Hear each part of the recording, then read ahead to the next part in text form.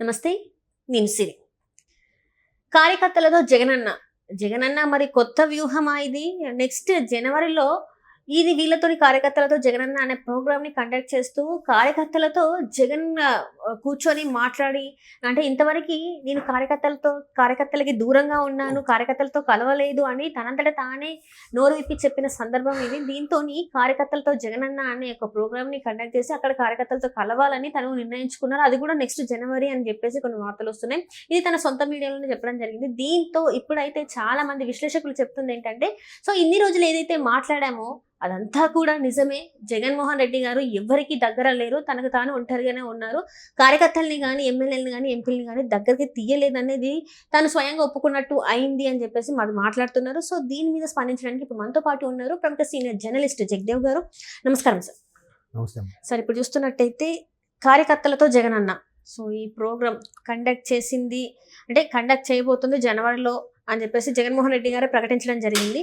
So దీని మీద మీ అభిప్రాయం ఏంటి సార్? కార్యకర్తలతో జగనన్న ఈ స్టేట్మెంట్ వినడానికి బాగుంది.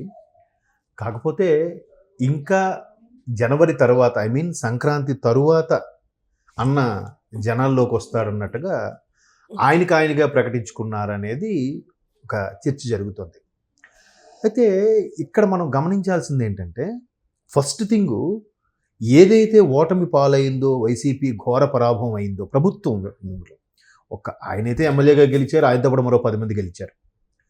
బట్ మిగతా అందరూ ఘోరంగా ఓడిపోయినప్పుడు అసలు ఏంటి, ఎక్కడ తప్పిదం జరిగింది, మిస్టేక్ ఎక్కడ ఉంది, నాలో ఉందా, పార్టీలో ఉందా, పార్టీ విధి విధానాల్లో ఉందా, కార్యకర్తల్లో ఉందా అనేది బేరీజ్ వేసుకోవడం సహజం ఏ రాజకీయ నాయకుడైనా. దాన్నే వీళ్ళు కొంచెం హుందాగా ఏం చెప్తారంటే మేధో మథనం అని ఒక టైటిల్ కూడా పెడతారు. సో ఆ మేధో మథనం ఏంటంటే, అసలు ఏంటి, ఎలా జరిగింది, నేనేమైనా మిస్టేక్ చేశానా, నేను ఎలా చేయాల్సింది అనేది ఇచ్చిపుచ్చుకొని చెప్పినప్పుడు ఒక్కొక్కరు ఓపెన్గా చెప్తారు, ఒక్కొక్కరు అన్న మీకేంటన్నా సూపర్ అని అంటారు. అక్కడ కావాల్సింది అది కాదు. ఎవడైతే విమర్శిస్తాడో, ఎవడైతే నిజాలు చెప్తాడో దాని నుంచి ఓవర్కమ్ అవ్వడం అనేది ఏ పార్టీకైనా అవసరం. ఇక్కడ అలా చెప్పేది లేదు, చేసేది లేదు. ఈయనే సుప్రీం బాసు, ఈయనే అన్ని పథకాలు పెట్టింది ఈయనకే పేరు రావాలి. వేరే వాళ్ళు చెప్పి సజెషన్ తీసుకోడు, వేరే వాళ్ళని కలవడు, వాళ్ళు చెప్పబోయేది వెండు. ఇన్ని జరుగుతున్నా కూడా మరలా జనవరి తర్వాత వస్తానడం ఏంటి?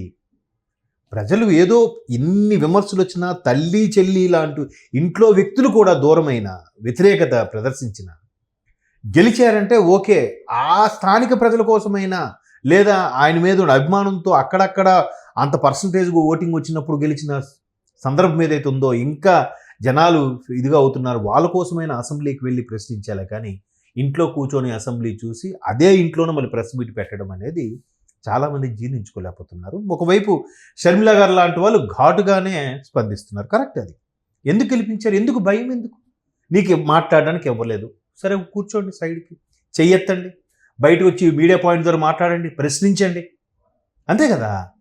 సో ప్రశ్నించినప్పుడు అరే ఈయనకి అసలు ఇవ్వట్లేదే అన్నప్పుడు సానుభూతి పెరుగుతుంది కదా. అలా వెళ్ళకుండా ఇంట్లోనే కూర్చొని, అంటే గతంలో ఈయన ఏదైతే అవమానాలు చేశాడో ఆ అవమానాలు ఎదుర్కొంటాడన్న భయంకి వెళ్ళట్లేదా, లేదా బయటకు వస్తే కంపల్సరిగా బారికేడ్లు పెట్టి సివిల్ సెక్యూరిటీ పెట్టి అటువంటి భయాలు ఏమైనా ఉన్నాయా? ఇవన్నీ పక్కన పెడితే మొన్న ఎమ్మెల్సీ ఎన్నికలప్పుడు కూడా పేర్ని నాని గారు, అంబటి గారు కలిసి ప్రెస్ మీట్ పెట్టి ఏం చెప్పారంటే, మేము అసలు డ్రాప్ అయిపోతున్నాం, ఈ ప్రభుత్వం మీద మాకు నమ్మకం లేదు, అలాగే పోలీస్ వ్యవస్థ మీద సజావుగా ఎన్నికలు నిర్వహిస్తారనే నమ్మకం మాకు లేదు, అందుకే మేము నిలబట్టలేదని అన్నారు. అసలు విషయం ఏంటి, అభ్యర్థులు లేరు, సరైన నాయకులు లేరు, ఉన్నా పోటీ చేసేంత ఇది లేదు. పోటీ చేస్తే ఖచ్చితంగా ఓడిపోతారు, ఖర్చు పెట్టాలి, ఎందుకు అవసరమా? సరే బాబు నువ్వు నిలబడరా, నీకేదో ఏంటంటే ఎవడు నిలబడరు, సరే వీళ్ళే నిలబచ్చు కదా, పేర్ని నాని గారు, అంబటి రాంబాబు గారు ఎమ్మెల్సీలుగా వెళ్ళొచ్చుగా.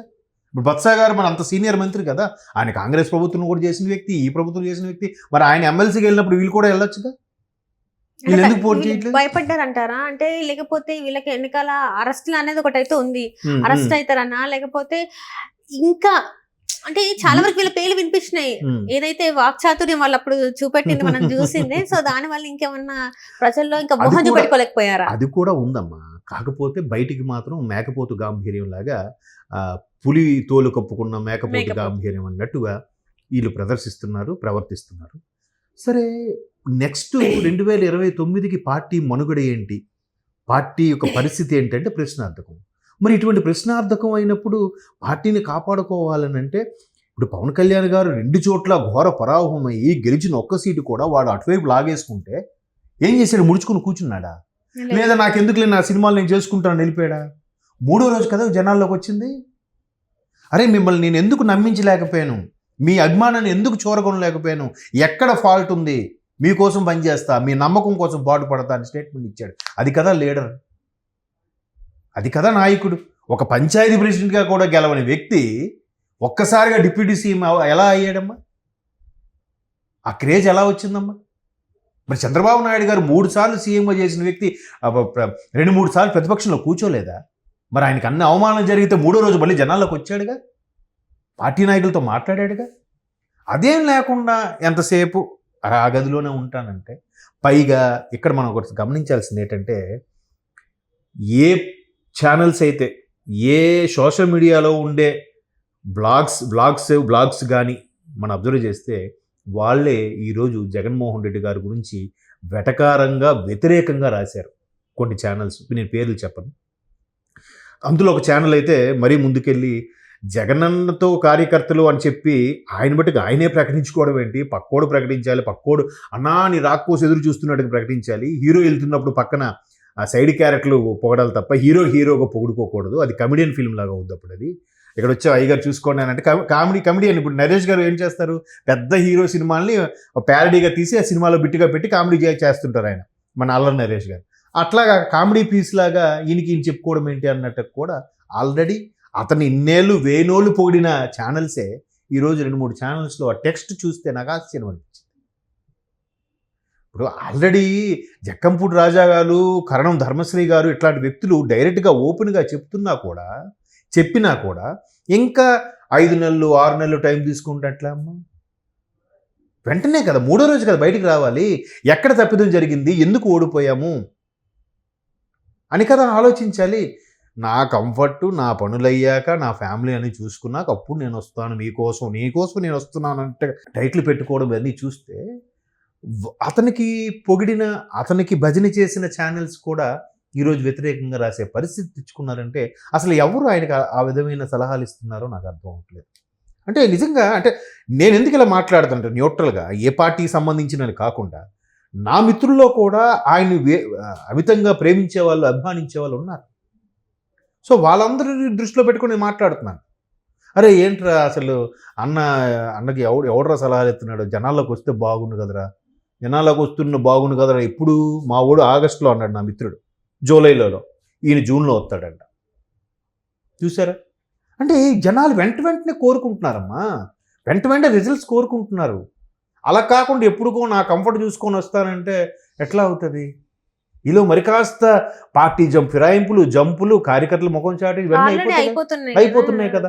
రేపు పొద్దున అప్పుడు నువ్వు పాదయాత్ర పెట్టి లేదా జనాల్లోకి వెళ్తానంటే అప్పుడు నీకు ఎవరు వస్తారు, ఎవరు చూస్తారు? మరి కాస్త డేలా పడినట్టు అవుతుంది కదా. అంటే ఆల్రెడీ దీని మీద జగన్మోహన్ రెడ్డి గారు ఒకటే అన్నారు, పార్టీ పెట్టినప్పుడు ఎవరు లేరు, నేను మా అమ్మ మాత్రమే ఉన్నాము, సో ఇప్పుడు కూడా మీరు ఉంటే ఉండండి, పోతే పోండి, నేను మా అమ్మ మళ్ళీ పుంజుకుంటామని చెప్పేసి అమ్మ కూడా లేరుగా, మరి అందుకు లేరు.